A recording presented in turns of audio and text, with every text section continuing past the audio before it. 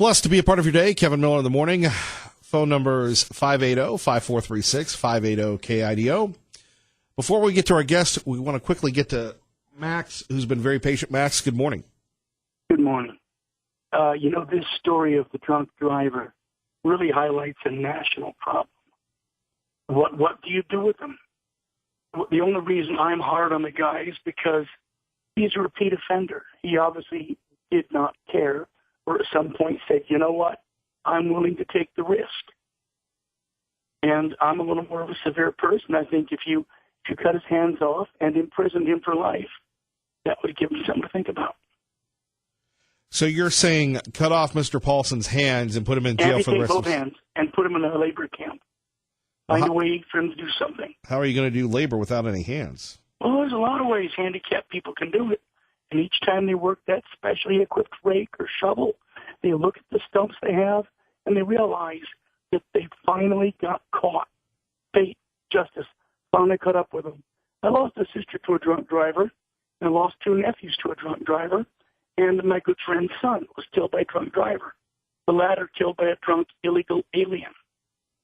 The drunk driving thing aside, because there's no answer other than to lock him up and keep him out of sight. But I just wanted to say kudos to Mr. Trump. Touche. I want to see what the next volley will be in this political battle of the adolescents. I really do. He slapped her out of the air. Good job, Mr. President. And I wasn't going to mention it, but I will. Your radio station, KIDO, I've never heard a station that has more dead air in the middle of the night, multiple commercials running on the same channel, mixed audio, totally out of control. If it's computerized, get in the software. Otherwise, fire the board operator. Have you ever listened to KIDO late at night? I do. Why don't you do this? Why don't you text me when it happens? You know what? I could text you 5-6 times a day. Why don't you? You know what? I'm going to do it. I just don't know what number do I text to? The same number you texted me when you were seeking to hook up with me. I've never texted you, sir. Text, email, Max, I got to run. Thank you. All right, everybody has an opinion. We appreciate that. Of course, if that were the case, we would be on it. I think you're confusing us with your friends up the hall. 580-5436, 580-KIDO. Joining us now to talk a little bit about Science's War on Religion, Michael Newton Keys.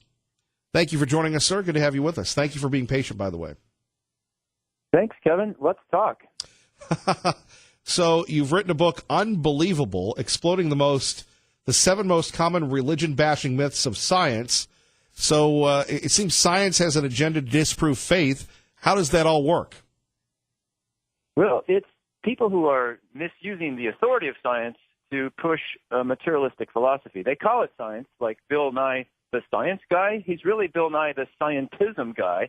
Scientism being making kind of a religion out of science and saying it's the only way to find truth, and there are no other valid avenues to discovering truth. So it's a misuse of science that I'm really attacking, not science itself. Science is great.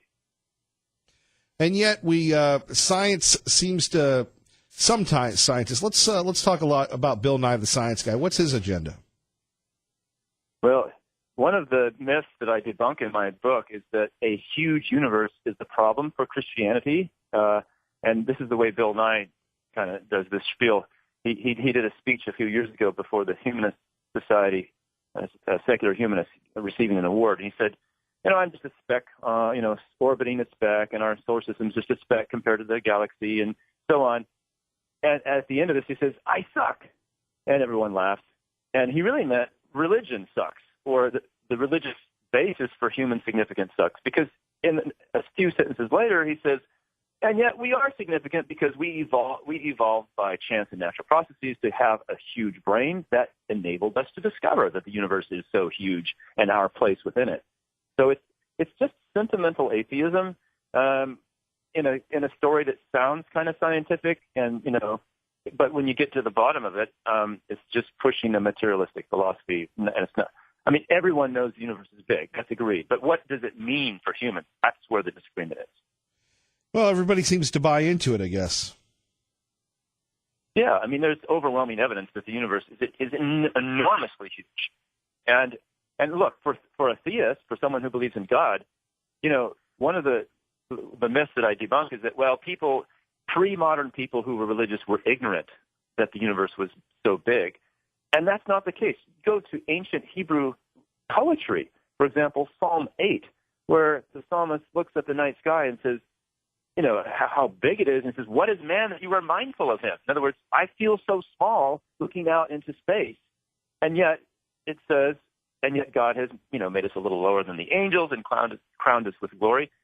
And you move into the scientific revolution in the 17th century, and the movers and shakers were Christians, and they believed the universe was huge, and they believed in God and saw no conflict whatsoever. So it's a manufactured conflict, kind of after the fact. It just doesn't fit the history, doesn't fit the real story of how we've acquired knowledge of the big universe and how it's always been consistent with religious faith. Indeed, of course, we continue on with this. I love where people say the Dark Ages never happened. Well, yeah, I mean, here's the thing. The term Dark Ages is supposed to refer to the medieval period, from the fall of Rome to around 1450. And so about 1,000 years. And because the church was so influential during that period, many people have tried to badmouth that entire 1,000 years and say, well, it was just a period of cultural darkness. Nothing really of significance happened, but particularly nothing in science, because, those people back there at that time in Europe, because of Christianity, they believed that, all kinds of crazy ideas about the world. But even my secular historian of science colleagues in universities across this country know that that's not true. They're not even Christians, but they know this is a myth that is an anti-Christian myth, and they don't buy it.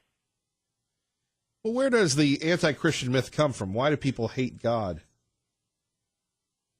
Wow. Well, I guess people want take Bill Nye. He wants his own autonomy.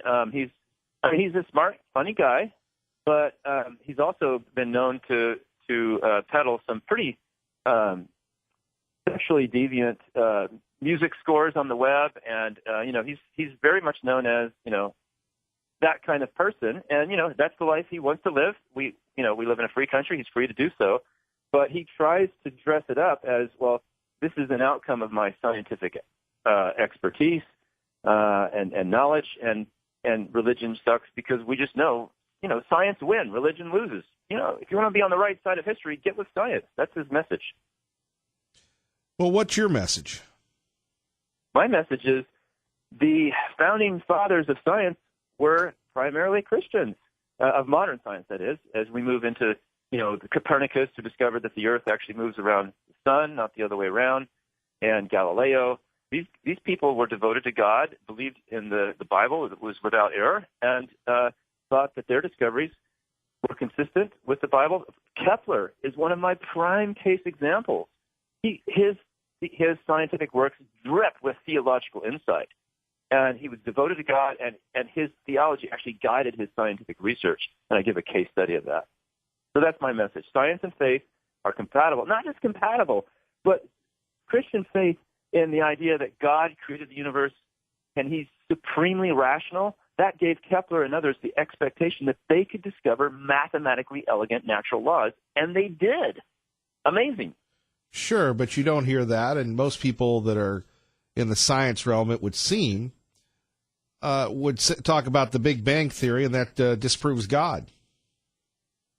Well, it's interesting that the term Big Bang was invented by someone who didn't like the theory, namely an atheist who realized that modern cosmology, which pointed to a singularity, a beginning point that was where space, time, and matter, as you go backward in time, disappear.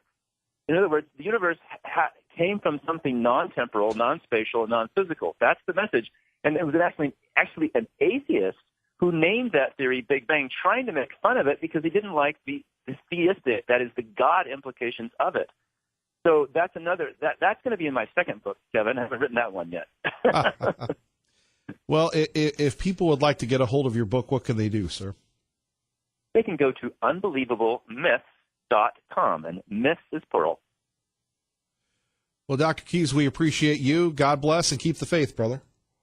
All right. Take care, Kevin. It's nice to chat. Nice to chat with you. Michael Newton Keys, Ph.D., with Kevin Miller in the morning, 580-5436, 580-KIDO. Do you trust your social media?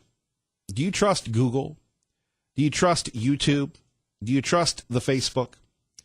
Well, from our friends at Breitbart here on 107.5 FM, 580 AM, KIDO Talk Radio, in sworn testimony, Google CEO Sundar Pichai told Congress last month that his company does not manually intervene on any particular search engine. Yet an internal discussion thread leaked to Breitbart News reveals Google regularly intervenes in search results on its YouTube video platform, including a recent intervention that pushed pro-life videos out of the top 10 search results for abortion. The term abortion was added to the blacklist file for controversial YouTube queries, which contains a list of search terms that the company considers sensitive. According to the leak, these include some of the searches included related to abortion, abortions, the Irish abortion referendum, Democratic Congressman Maxine Waters, and anti-gun activist David Hogg.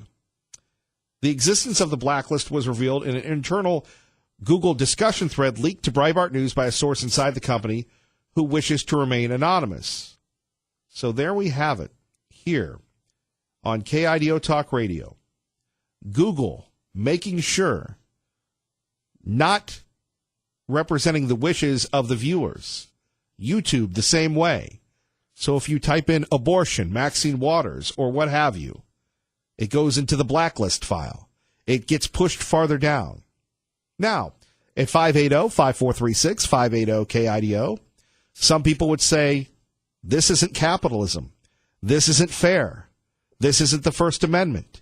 This, and by the way, somebody should bring up the Google CEO once again, bring him back up to Congress and say, what's this about, sir? But let's face it, social media is not fair. Was watching C-SPAN last week. How many of you watch C-SPAN?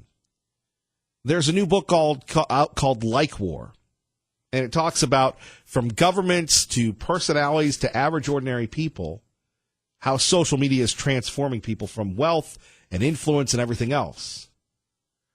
But you think about Google and YouTube, that's their platform. They can do with it what they want. And if they determine that they're libs, I just wish that they would have a disclaimer and say, look, we're libs.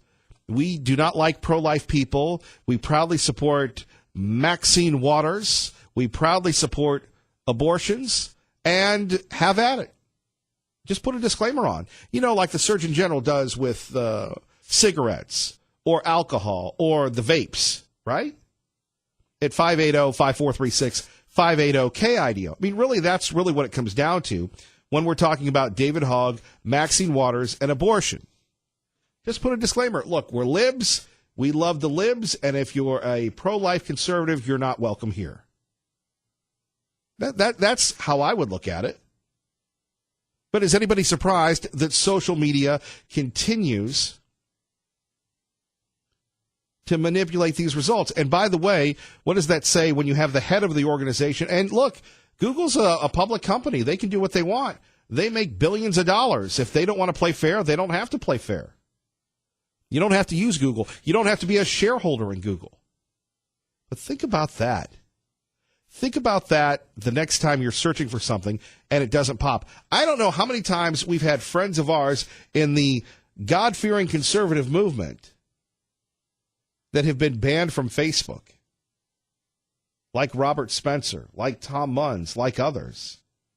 And you just have to understand that social media is not fair, and these libs have an agenda. And unlike conservatives, unlike us here, who we love people that call in, whether we agree with people or not. I just like to listen. It throws people off sometimes, but that's the nature of the program. You know, we don't say libs don't call in. The libs, their agenda with us to try and marginalize us. Well, that hasn't worked. But at 580-5436, 580-KIDO, the idea of, Google and YouTube, again, through this internal document leaked by Breitbart, there you have it, number one. Number two, Nancy Pelosi gets the boot from the plane. We'll get your reaction to that and the government shutdown. And back to Mr. Paulson, the man convicted of vehicular manslaughter that the state wanted 15 years, at least 5 years served. He gets 14 months for time served, and he has to, do 500 hours of community service. Where's the justice there? Do we have justice? Kevin Miller, KIDO Talk Radio. Kevin Miller in the morning, KIDO Talk Radio, once again urging the Idaho legislature to do the right thing and repeal the grocery tax. If you missed Lieutenant Governor Janice McGee in her exclusive interview with us yesterday morning, she said that will happen this session, and we will hold your feet to the fire, folks, in the legislature at 580-5436, 580-KIDO. We want a repeal of the grocery tax. Please don't tell us you can't afford it when you spent $150 million to buy the old HP campus. Never mind renovations, never mind anything else. We're going to be there. Repeal the grocery tax right here on KIDO Talk Radio. If you're just tuning in, a report from Breitbart saying that YouTube and Google, they admit to blacklisting controversial topics that they don't agree with. Abortion, pro-life stuff, all the sorts of things. Maxine Waters, David Hogg, well, they get blacklisted, moved down the aisle. Pro-life topics were trending at number 10, number 8, number 9 on YouTube. Well, they got blacklisted and pushed down because they didn't agree with pro-life policies. Never mind, the CEO of Google last month, 2 months ago, said, we don't censor anybody. Sure. And Facebook is fair as well.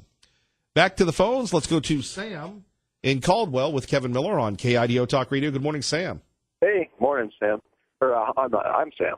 Hey, this thing with your bump music there, fantasy and reality, that's your liberals and your quote-unquote conservatives here, because it doesn't matter what the topic is. The reason Google and any liberal outfit, I don't care if it's your in-laws at the Thanksgiving table, they're going to censor you because they're living in a fantasy world and they don't have anything to say. You know, this liberal Steve from Wilder that gets on every now and then, the guy's in a fantasy world. Listen to him talk. He's all over the place. It's just nonsense. So they have to ban conservative thought off of their platforms because they simply cannot compete. Now, for instance, your show, you're not afraid to let liberal Steve come on? Of course not. All he does is prove that he's in a fantasy world. And they can't stand up to an argument that deals with reality. You know, the wall is immoral. What? How can a wall be immoral? You know, I mean, that's a fantasy thing. And all you see all of their arguments just revolve around this world that they of make-believe that they try to live in instead of the reality. You know, sex is binary. Sorry, guys, there's only two genders, male and female. What are you going to do about that? There's biological, irreducible complexity involved in a lot of these things that just screams, like your previous guest, it just screams of design and engineering and a creator. But that's reality. And so you can't have that. So that's what you're running into. And as far as Google and Facebook and those guys censoring people, you know what? They're private companies. My personal opinion is that they've grown to the point where they should maybe be regulated like a public utility because they're getting a monopoly on this information processing, and that can get to be a problem because they're starting to manipulate social order and politics and stuff like that. So I think maybe something's going to end up being done about that. I don't know. So, yeah, good day. Thanks, Sam. Take care. You bet. Bye. Bye-bye. Traffic and weather together, KIDO Talk Radio. Channel 7's Eric Gebert. And I'm Kevin Miller. Coming up next, the local report with Maggie O'Mara. More of your phone calls and a return to Mothers Against Drunk Driving. They're discussed with this decision by a local judge to let a person convicted of vehicular manslaughter go free. All that before Glenn Beck with me, Kevin Miller, 107.5 FM, 580 AM, KIDO Talk Radio. Good morning, Maggie. Good morning, Kevin. Kevin Miller in the morning, KIDO Talk Radio. Coming up, Elaine, Terry, Bill and Meridian, please hang on. I need to get your analysis of my dream with Governor Otter the other night. But first, Michelle Polino joins us, Fox News Radio, live from Los Angeles. Good morning, madam. Good morning. So the Grammy performers have been announced. Anything newsworthy? You're always on the scene. Let's see. Cardi B is a big one, and she's got 6 nominations heading into the Grammy Awards. I think the other one, Post Malone. I kind of love Dan and Shay. This being their first Grammy nomination, this is a big one for the guys for their song Tequila, which is a big hit on country music stations, as well as a crossover pop hit for the guys, 2 of the nicest guys I've ever met in Nashville. So I'm happy to see them. I'm excited for their performance. I haven't heard yet about Kendrick Lamar, who's leading with 8 nominations, but I'm sure he's going to perform, as well as Drake and Brandi Carlile. So I think we're going to hear that closer to February 10th. Of course, I'll be there covering it for you guys. So Tough gig. I have the toughest gigs at Fox. You do. We appreciate that. Any idea on whether or not the Grammys will be political? Have they been in the past? Always. I know. Unfortunately, with the Grammys are way more overtly political than any award show that I have ever been at. And in this day and age, that says a lot because, it's cringeworthy how political they've become. I think the Golden Globes were great this year because they were so non-political, except for Christian Bale, who, I really think that he needs to never talk again, or at least come out with a translator for that Welsh accent that he has. It's just not pretty. But he was the only one that made it political, and I think that what we're finding is that the actors a little bit I wouldn't say I'm going to try to weigh my words carefully. Actors know how to be in front of an audience versus musicians, where musicians are always about their emotions. Everything that comes out of them is emotional. Kanye West is a great example of that. Everything. Lady Gaga is way more temperate than I've seen any musician. Country music stars are way more temperate because they know their audience. But pop stars and rap stars, forget about it. They don't even come backstage, so I don't even pay. I actually, on the red carpet, don't even pay them any mind. Michelle Polino, the toughest gig in all of media. We appreciate you. You got it. Thank you. You got it. Have a great one. Thank you. All right. Earlier today, I disclosed in the 6 a.m. hour that I had a dream last night of hosting a show with Governor Otter, former Governor Otter, with analysis. It's Bill in Meridian. Good morning, sir. Hi. I'm sitting out next to the traffic, so it might be a little noisy. But am I talking to Kevin? Yes, sir. You're on the air. Go ahead, please. Great. The truth, this is what the dream means. The truth is sometimes protested against, even hated. And even if you're abandoned by politicians and even abandoned by your producers, keep preaching the truth and telling the truth. Because there's other things in this life that are beyond this life that have greater rewards than things that are in this life. So I just thought I would let you know that. Fair enough. Fair enough. We appreciate that. And sorry you're stuck in traffic. Oh, no, I'm outside working. Traffic's going by. That's why it's so noisy. I see. Have a good day. Thank you. Thank you, Bill. All right, bye. And by the way, if you miss any part of the program, you can always go to the KIDO Talk Radio website, thanks to Ray Amaya. Those podcasts are up by 10 o'clock, very quickly, very efficiently. Phone number is 580-5436, 580-KIDO. Elaine in Boise with Kevin Miller. Good morning, Elaine. Hi, Kevin.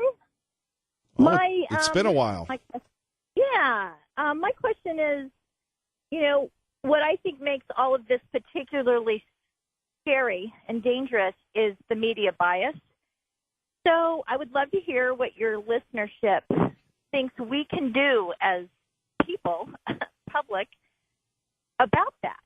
For me, I don't click on any of the news feeds that comes over my phone that come from certain news sources. I don't go to movies that have actors in it that have made, just horrendous statements about conservatives or the president. I don't watch mainstream media news, but there's got to be something else we can do, because that, to me, is what's making this particularly dangerous, is the truth is not getting out. Just about the wall and illegal aliens and crime and all of that. The cost, it's not getting to people who only watch mainstream media.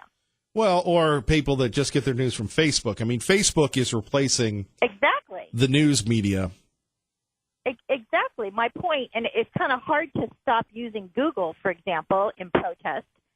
And, I have to kind of use Facebook because of my work obligations. But, I just feel very, helpless. And it's come to this point. And my husband and I have seen the media bias living in California for a long time. But we've kind of hit this crescendo right now in particular, and I just feel like there's got to be something we can do. We've even stopped buying cologne, or things like that have, really inappropriate Hollywood stars as their spokespeople. I mean, what else can we do? I just feel helpless. Well, fortunately, we have some heavy hitters up next. Maybe they can give you some advice. Great. Thanks so much. Thank you. 580-5436, 580-KIDO. Terrence, formerly of State College, Pennsylvania, on KIDO Talk Radio with Kevin Miller. Good morning, Terrence. Good morning, Kevin.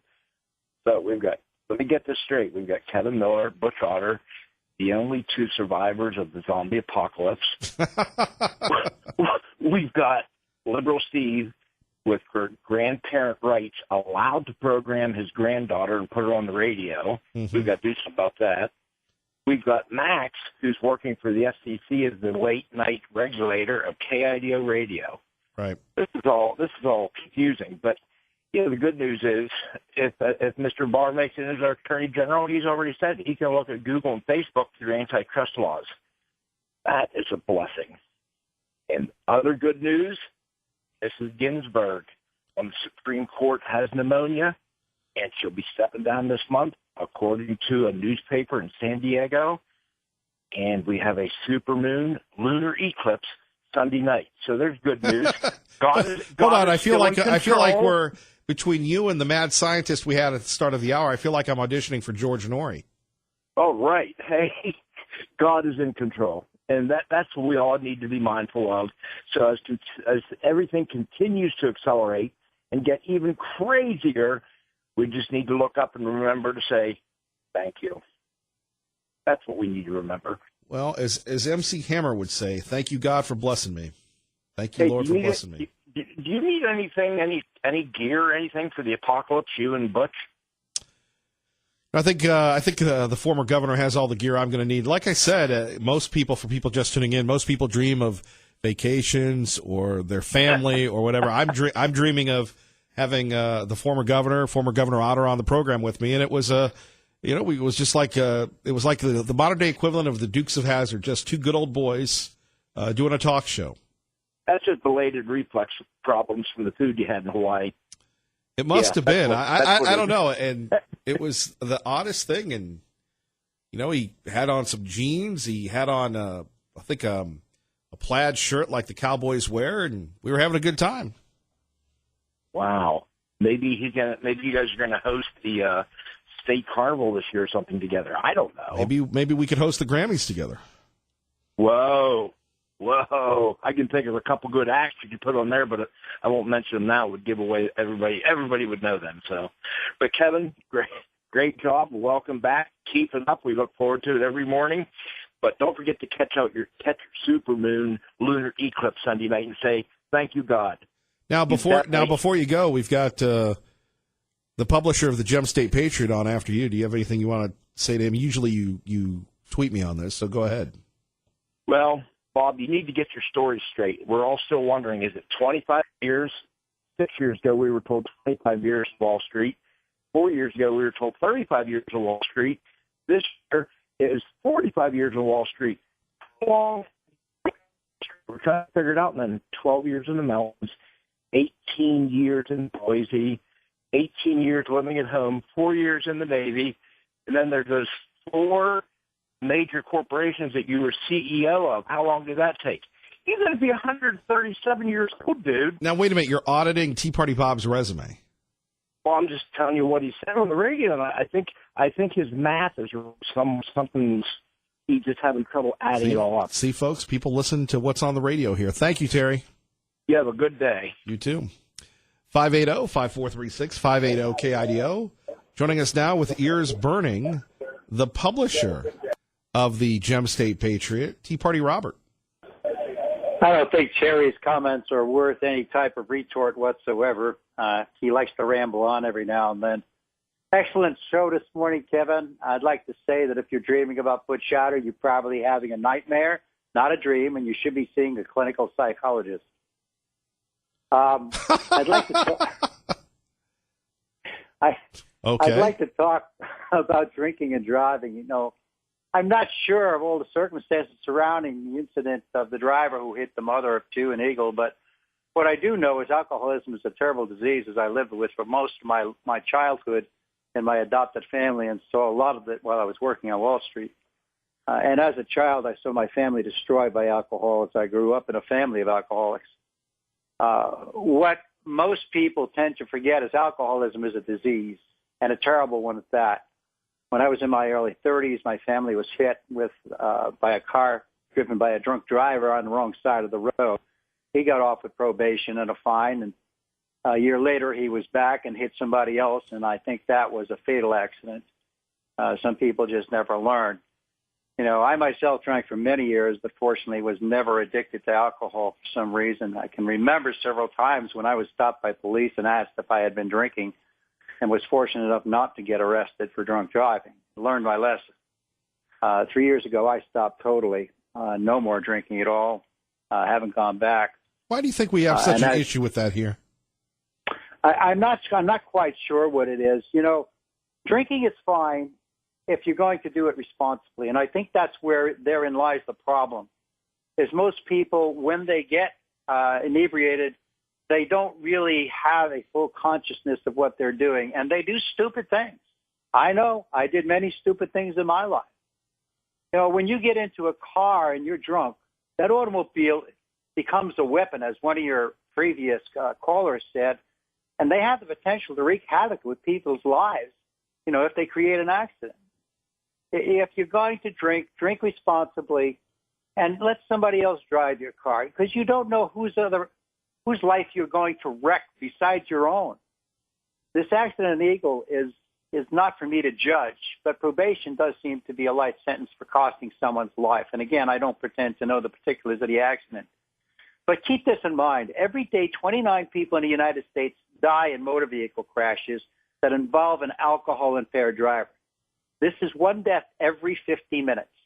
The annual cost of alcohol-related crashes totals more than $44 billion. And an estimated 8 teens died per day in car accidents due to alcohol.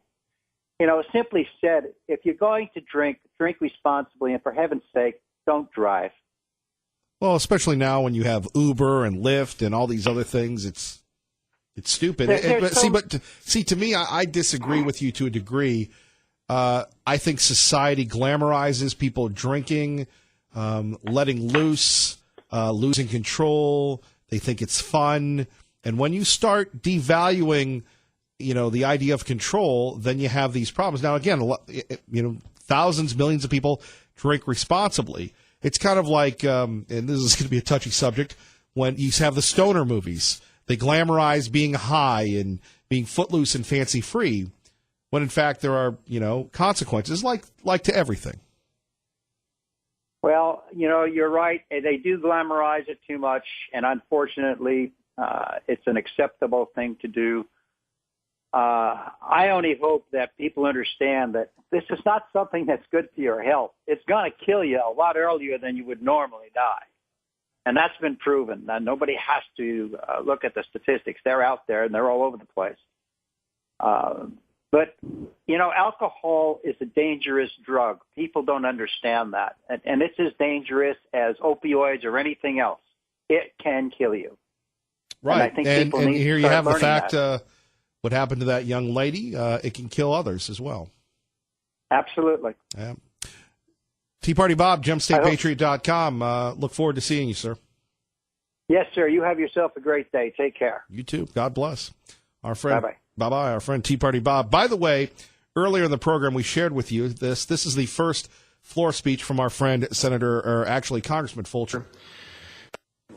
Without objection, the gentleman is recognized for 1 minute. Thank you, Madam Speaker. I'm often asked why I came to Congress, and I've asked myself that very same question. Certainly not for the money, and it's not for the notoriety or the scrutiny that comes with that. Ultimately, for me, it comes down to the honorable purpose of supporting the divinely inspired principles behind our nation's founding. Being a voice for those unavailable or unable to speak. There's none more vulnerable or unable to speak than the unborn. And there's no more noble cause than protecting or promoting life. Madam Speaker, I stand today during this week honoring the sanctity of life to ask every member of this body to use any and all influence to return to our nation's legal environment that promotes life and to return to a cultural environment that promotes life as well. Our unborn would ask the same if they could. Thank you, Madam Speaker. I yield back. There we have it, Congressman Fulcher on KIDO Talk Radio. Phone numbers 580-5436, 580-KIDO. Up next, before we get to Glenn Beck, before we get to Fox News, this idea of smashing the censorship of social media. That more with me, Kevin Miller, next. KIDO Talk Radio. And back to your phone calls on 107.5 FM, 580 AM, KIDO Talk Radio. Good morning, Pro-Life. Good morning. Tomorrow the event downtown that he was talking about, that's going to be at 1 o'clock. People are going to walk up Capitol Boulevard at 1 o'clock, and it will be pretty good. There'll be a few hundred people out there. But today in Washington, D.C., there'll be about 500,000 people on the mall for the National March for Life. And Vice President or the President have spoken the last 2 years, so they probably will again, and you can probably get that on some kind of a television. I want to reply to the lady that was asking what more we can do. The rhinos control our Republican Party, and if she wants to run for office, I'll say for state legislature, wherever she's at, for $30 or 50 signatures, she can get in there, get a lot of free media. She doesn't have to, try to win. She can try to make people accountable for speaking the truth, and we need people all over the place doing that. Every rhino needs to have, in fact, every Republican, they're all rhinos, they all need some opposition. Constitution Party, Libertarian Party, Independent, whatever you choose. And because we only have one party in this country, and it's called the Social Media, National Media Party, and they control both parties. And we have to break that up. And Here I thought it was the Bullet Club. Yeah, the Bullet Club. I don't understand that. You never heard of the Bullet Club? What? You get so tired of them, you put a bullet in your head? No, well, that's not nice. The Bullet Club. No, I don't know what that is. I'm a member of the Bullet Club. Oh, well, I don't know what that is. But anyway, our media is just totally sick. There we have it. I don't know what that is. Pro-life, God bless. You have a great day, sir. Okay, bye. Bye-bye. Glenn Beck is next. Ray, my outstanding job as always. And folks, thank you for sharing your morning with us. God bless and keep the faith.